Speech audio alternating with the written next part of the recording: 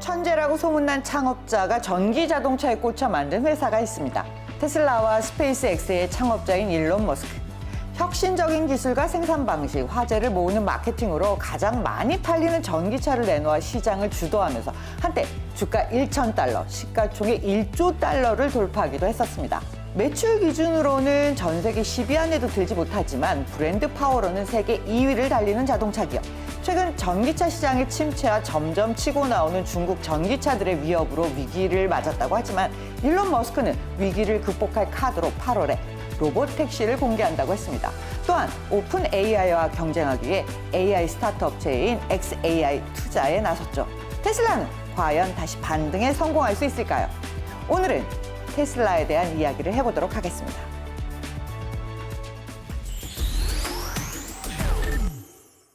(2003년에) 설립된 전기차 회사, 이름은 니콜라 테슬라 과학자 이름에서 따왔습니다. 원래 창업자는 머스크가 아니에요. 에버하드와 타페닝이 운전을 좋아하는 사람을 위한 효율적인 전기차를 만들자라고 해서 설립한 건데 투자금이 필요했죠. 그래서 2004년 머스크가 650만 달러를 투자하고 2005년에 900만 달러, 2006년에 1200만 달러를 투자해 테슬라 최대 주주이자 CEO가 됩니다. 실리콘밸리에서 탄생한 자동차 회사. 그만큼 뭔가 새로운 혁신적인 기술을 기반으로 했다는 점. 기존의 전기차는 친환경이지만 성능이나 주행거리가 짧다는 고정관념. 그런데 테슬라가 이걸 다 깨부셨죠. 로드스터는 테슬라가 생산한 첫 번째 모델이죠.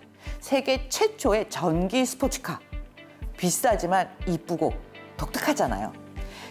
12,000대가량을 팔았습니다. 로드스터를 선보인 테슬라는 2010년 6월 29일 미국 나스닥에 상장합니다. 시장은 주가 상승으로 화답을 했죠. 실적보다는 미래 기대감이 완전히 많이 반영된 결과라고 할 수 있는데요. 드디어 2012년 세단 모델 S가 나옵니다. 출시되자마자 몇 달 만에 미국 유명 자동차 잡지 모터 트렌드가 올해의 차로 선정을 했어요. 이 잡지가 올해의 차를 뽑기 시작한 이래 최초의 만장일치였다고 합니다. 2015년에는 스포츠 유틸리티 SUV 모델 X가 나왔고요. 그 다음에 모델 3가 나왔죠. 테슬라 자동차는 시장에서 늘 큰 주목을 받았습니다. 발표할 때마다 머스크가 뭐라고 말 한마디 할 때마다 주가가 들썩였죠. 그리고 혁신적인 시스템을 선보였기 때문에 더욱 화제가 됐습니다. 모델명만으로도 테슬라는 굉장히 독특했는데요. 모델 S, E, X, Y. 근데 이 모델 3가 모델 2여야 되는데 이게 이렇게 다 붙이면 섹시. 포드사에서 해당 이름을 미리 2로 이 상표 등록을 해놓는 바람에 2와 비슷한 3로 지었다는 소문이 있습니다. 그렇지만 여전히 테슬라는 규모의 경제를 만들지는 못했죠. 전기차 인프라가 아직 충분히 깔려있지도 않았고 또 이 생산 능력이 아직 검증되지 않아서 예상된 위기였습니다. 테슬라 열풍이 전 세계를 휩쓸었지만 실적은 글로벌 카 메이커와 비교하면 형편없었어요. 문제는 이 대량 생산이 불가하다는 거, 주문량을 다 채우지도 못한 겁니다. 2017년까지 10년 동안 생산된 차량 대수가 34만 대에 불과했습니다. 감이 잘 안 오시죠? 현대차 1년 생산량의 5%도 안 돼요. 테슬라 팩토리를 설립했지만 문제가 계속 발생했고 경쟁사들도 이제 막 전기차를 내놓기 시작했고요. 2010년부터 2016년까지 46억 달러, 무려 5조 원의 손실을 기록했습니다. 미국 투자은행 골드만삭스는 테슬라가 생존하려면 2년 안에 100억 달러, 11조 원의 추가 자금이 필요할 것이라고 예상을 했고요.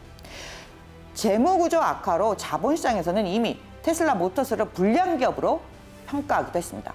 글로벌 신용평가사 무디스는 이 회사체에 가장 위험도가 높은 투기 등급 CCC 이 등급을 부여했습니다.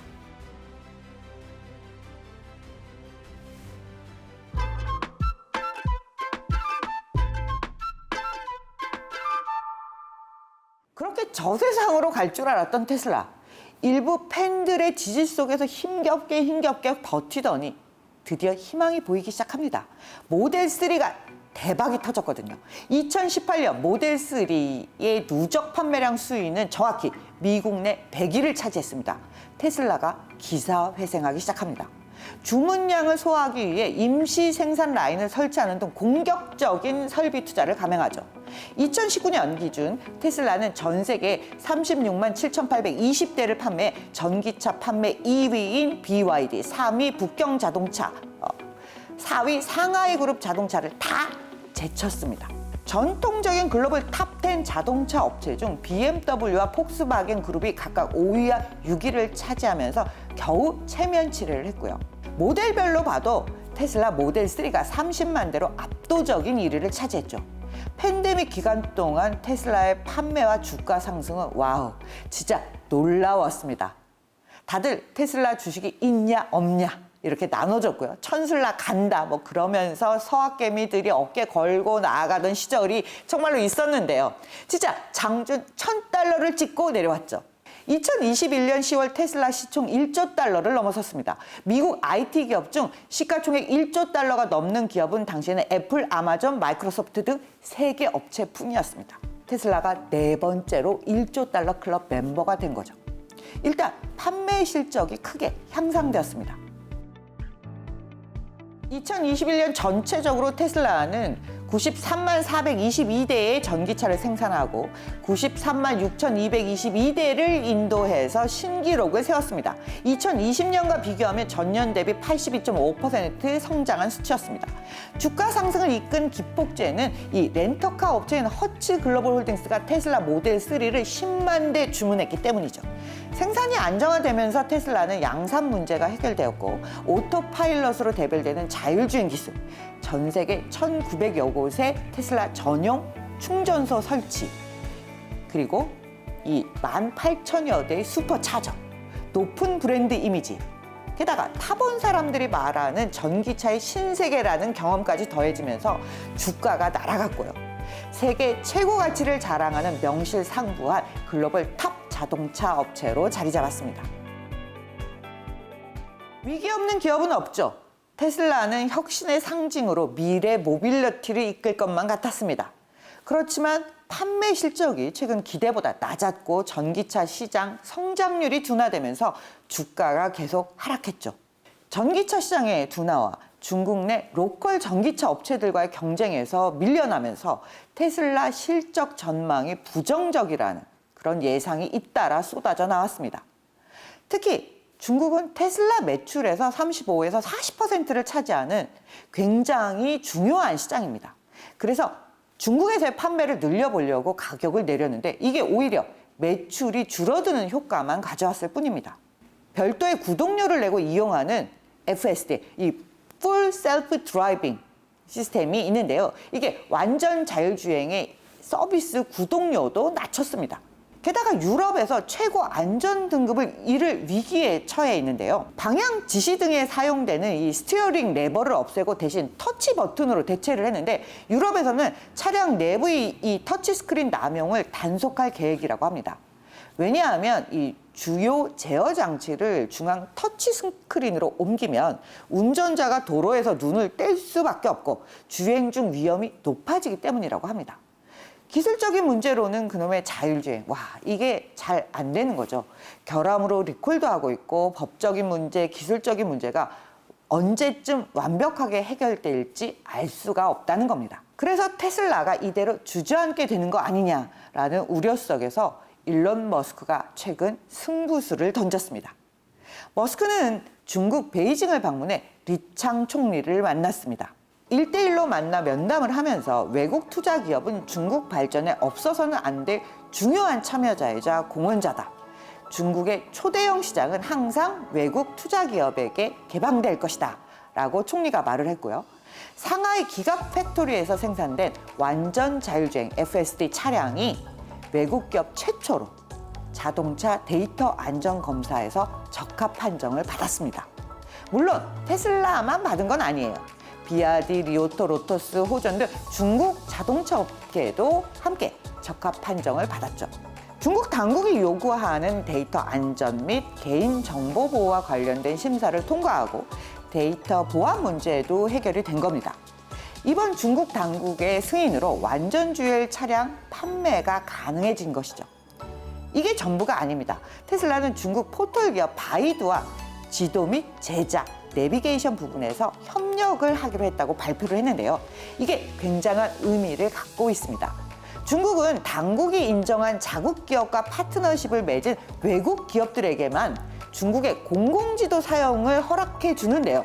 테슬라도 이제 이걸 이용할 수 있게 되었다는 뜻이죠. 테슬라는 중국에서 이 데이터 규제 때문에 자율주행 서비스를 내놓지 못했는데 이제 자체적으로 중국에서 가능해졌다는 뜻입니다. 미국 증권계의 유명한 수석 애널리스트인 댄 아이브스는 중국 당국의 완전 자율주행 차량 승인은 테슬라에게 분수령의 순간이다 라고 했어요. 이 뉴스가 나오면서 테슬라 주가는 그날 하루에만 무려 15.31% 오른 194달러 5센트에 마감을 했습니다. 2021년 3월 이후 최대의 상승폭이었죠. 시가총액은 약 6,189억 달러로 이날 하루에만 1,000억 달러 가까이 늘어났습니다. 테슬라의 판매는 단순히 테슬라 자동차 그 자체 판매에 있지 않습니다. 자율주행 소프트웨어 그리고 로보택시 서비스에 있죠. 이 엔드-투-엔드 방식의 인공지능 시스템, 즉 비디오 데이터의 이 입력부터 제어하는 끝까지 전부 순수한 AI 기술로 작동하는 한층 더 업그레이드된 테슬라의 풀 셀프 드라이빙. 이번 중국 당국의 승인으로 앞으로 더 큰 기회를 갖게 될 것으로 보입니다. 경쟁사들보다 훨씬 많은 데이터와 주행거리가 쌓여 있고요. 중국에서 데이터가 또 쌓일 테니까 다만 중국 데이터가 이 중국 내에서만 쓸 수 있고 해외로 보낼 수가 없다는 단점은 있지만 이것만 풀면 테슬라는 그 자체로 넘사벽의 경제에 이를 것으로 예상됩니다. 그리고 차세대 휴머노이드 옵티머스2를 지난 연말에 공개를 했는데요. 화면을 보면 그 움직임이 엄청 발전했습니다. 로봇에 AI가 결합되어 있죠. 옵티머스를 3년에서 5년 뒤에 약 2만 달러 정도 수준으로 출시할 계획이라고 하는데요. 테슬라 팩토리에서 그리고 또 다른 공장이나 다른 사업장에서도 사용될 수 있을 만한 가격이 아닐까 싶은데요.